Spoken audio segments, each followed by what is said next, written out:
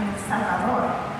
Es miembro fundadora del Museo de la Palabra y la Imagen, espacio central para la preservación y la difusión de memorias colectivas.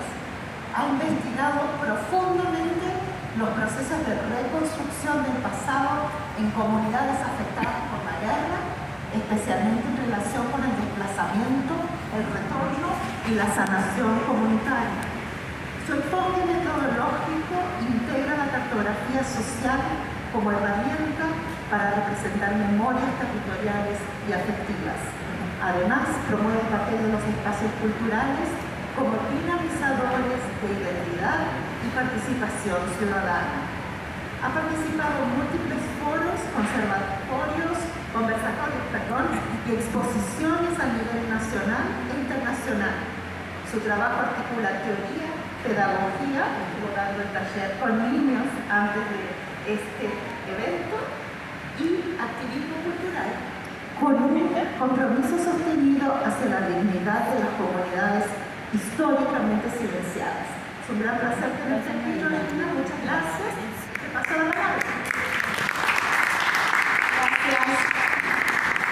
Gracias en primer lugar, agradecer a mi tutora, amiga y de verdad a quien, de verdad esto que podemos llamar a quien sigo, pero no como esa seguidora de follower de lo que antes era Twitter, sino que una de esas seguidoras que de verdad son las que marcan a una persona en la vida y que es Marta, a quien admiro y que desde que comencé en la maestría, luego me animó al doctorado, me sigue animando la vida para seguir produciendo esto que llamamos la reflexión sobre pensar la memoria, pensar más allá de lo que se pueda hacer y unirnos también en redes, seguir tejiendo más allá de donde pertenecemos, El Salvador, llámese Centroamérica, estamos creando también otras redes.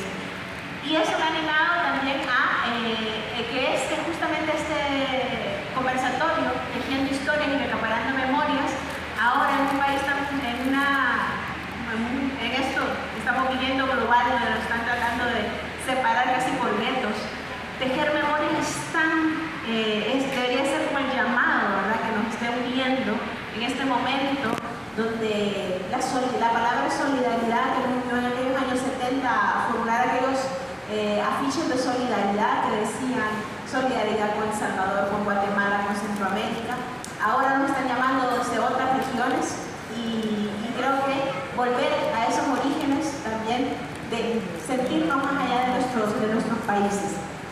Nos encontramos en esta mesa de discusión tejiendo historias y recuperando memorias, un título que nos invita a pensar la memoria como un tejido vivo en constante elaboración, donde múltiples voces, especialmente desde los territorios, tienen un papel fundamental. Quiero compartir esta mañana dos experiencias que permiten conectar el enfoque de la pedagogía de la memoria con la valorización de lo local como espacio activo de producción de memorias gestionadas y sostenidas por comunidades, en particular por mujeres. Y creo que es digno reconocer el papel de las mujeres en los trabajos de la memoria. De hecho, creo que somos más las trabajadoras de la memoria. Y esos dos trabajos son la creación de una caja de herramientas de ciudadanía, memoria y cultura de paz, elaborado con el apoyo del Centro Auschwitz para la Paz, que buscó fortalecer procesos educativos y comunitarios que permitían articular memoria y derechos humanos en el proceso de memoria en El Salvador, y que fue una caja de herramientas que se elaboró con el Ministerio de Educación en El Salvador y la Procuraduría de Derechos Humanos de Luego en pasado, porque lastimosamente la memoria, aunque quede inscrita e institucionalizada, si no tenemos políticas públicas que perduren, esto si lo buscan en páginas oficiales, si no es porque está en el Auschwitz Institute, todo se ha bajado de la red, ya no se puede conseguir. Se ha prohibido su difusión, casi que te buscan y te lo... es el libro maldito en este momento. Es una pena. Y el segundo es una experiencia metodológica de la cartografía participativa que se llevó a cabo con un grupo de mujeres que vivieron el éxodo forzado a causa de la violencia de la guerra y que dio lugar a un mapa de memorias que recoge sus recorridos, sus duelos, pero también sus resistencias.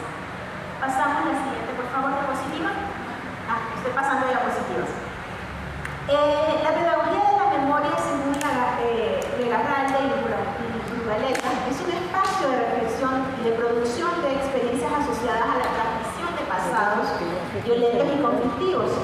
Ya Teodoro Adorno destacaba la importancia de los procesos educativos y formativos para prevenir la repetición de atrocidades, como lo que sucedió en Auschwitz, subrayando la necesidad de una educación que forme ciudadanos conscientes de los errores del pasado y que nos permita asegurar la garantía de no repetición. Ante los dilemas del olvido, el abuso, el deber y el exceso de los procesos memorialísticos, Paul Ricoeur nos mencionaba o nos sugería adoptar una política del justo deber de memoria, que reconociera la memoria como un pilar fundamental de la historia y que promoviera sobre todo la función crítica. Por otro lado, la bien conocida Elizabeth Jelly hablaba de los trabajos de memoria que nos sitúa en un lugar de agencia de los trabajadores o de los actores sociales motivados por situar en el paso de lo público las memorias que se encuentran quizás o antes se encontraban en el espacio doméstico o de lo privado, que es lo que nos ha permitido esta mañana hacer aquí en el FILWA con el trabajo que hicimos con los jóvenes, que ha sido, por cierto, muy dinámico. Esperábamos 20 y nos llegaron 63. Por favor, la siguiente. Las redes y prácticas de emprendedores de la memoria, que es con lo que estamos trabajando, es lo que Ivona Sedeca menciona que son las comunidades de memoria. Yo reconozco que con lo que trabajamos, o con lo que me gusta trabajar, y lo reconozco así, son los grupos de memoria, son las comunidades de memoria, que son grupos humanos que se constituyen por recuerdos del pasado, reproduciéndolos públicamente. Y a través de diversas prácticas sociales, políticas y culturales. Quienes participan en estas comunidades tienen algo en común: una pérdida, una ausencia de un ser cercano o de un familiar o de una vida, pero que estuvo marcado por esa violencia política. Estas comunidades se caracterizan permanentemente por la lucha por la memoria. Primero, por definir el sentido de lo que sucedió. Están buscando ese sentido de lo que vivieron, porque muchas veces uno comprende por qué me pasó a mí, por qué me pasó y los demás no lo comprenden. Ahora en la mañana veíamos eso en los estudiantes cuando se hizo el ejercicio de qué tan cercano y qué tan lejano me veo del conflicto armado. Y los que estaban cercanos se explicaban, porque lo había vivido un familiar. El último decía, no, porque esto de hablar y que se sentía más alejado es que ya hay que ver y hablar solamente de cosas del futuro, eso de hablar del pasado no sirve de nada. Y ahí ves que también eso es encontrarle sentido, porque otra persona no lo ve como yo. Y es necesario hablar sobre eso. En segundo lugar, para ser reconocidos, por eso, como sujetos dignos de respeto y justicia. También de los que nos estaban hablando, de los que estaban más cercanos al conflicto, es de ser reconocidos como tal. Y ahí es donde entra la pedagogía de la memoria, para pasar de una memoria literal a una memoria ejemplarizante, como bien sugiere Teodoro Svensson, quien introdujo esa memoria literal donde está el dolor real de la víctima, pero para pasar a una memoria ejemplarizante que nos permita traducir ese dolor en una pedagogía de la memoria que nos permita contar y que ese dolor permita que otras generaciones, otros que no lo vivieron, puedan también tener algo que quizás estamos perdiendo, y es la empatía y la solidaridad de lo que antes estuvimos hablando. Pasamos a la siguiente, por favor. Nos quedan 2 minutos.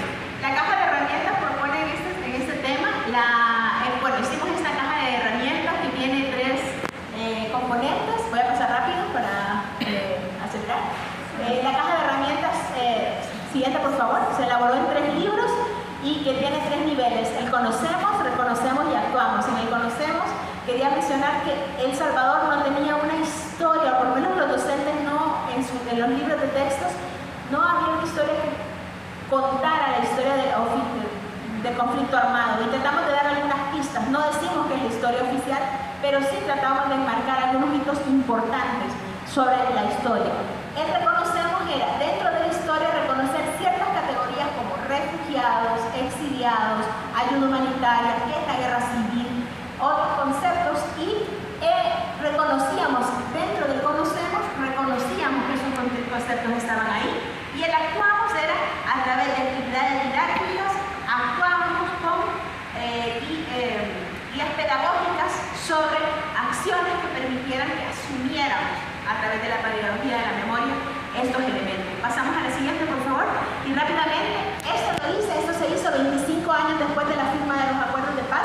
se llamó los acuerdos de segunda generación, es decir, con la firma de los acuerdos de paz veíamos que no tenían sentido, decían los acuerdos de paz, ¿para qué sirvió la paz cuando el país estaba sumido en una violencia por las pandillas? Y decía, no tiene sentido la paz. Dijimos, vamos a llamarle sentido, cultura de paz de segunda generación, porque son los jóvenes que tienen que ser un nuevo pacto. Y decidimos llamarle al informe que se llamaba De la locura a la esperanza, retomar esos mismos, digamos, ejes que tenía el informe, pero agregarle lo que faltó. Y en el informe faltó todo lo social. Faltó hablar de las mujeres, de las niñas afectadas, de todo el enfoque social, explicar que era. Entonces empezamos a incorporar ciertas dimensiones como mujer en conflicto armado, cuestionar que el niño no tiene que estar en conflicto armado, incorporar el tema de comunidades afectadas, refugiados, cuáles son los derechos para esas personas. Entonces, todo lo que fue la locura de la guerra, dimensionarlo, qué es lo que lo acusó. Y luego también, la siguiente, por favor, de la esperanza empezamos a hablar sobre qué significa la ley de amnistía, la comisión. Toda la esperanza no estaba, digamos, no había esperanza. Empezamos a hablar sobre qué significó justicia transicional, justicia restaurativa, qué ejercicios podíamos hacer sobre esto. Esto es el legado que dejamos para las nuevas generaciones de esta segunda generación de los acuerdos de paz. Y rápidamente no me da para explicarles el segundo ejercicio,